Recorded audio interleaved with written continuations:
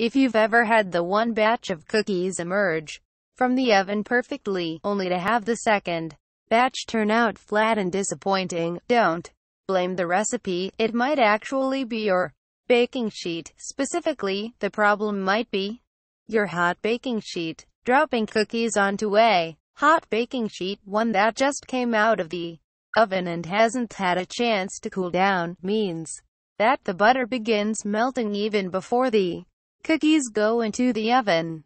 These cookies ultimately spread out too much during baking.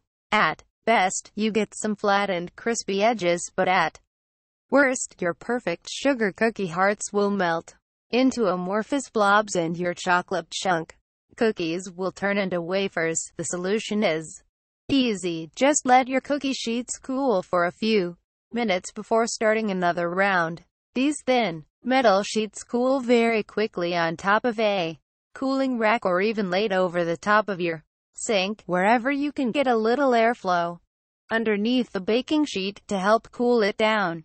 Once it is room temperature again, the baking sheet is ready to use. It's helpful to have a second baking sheet in the rotation so you can bake with one while the other is cooling.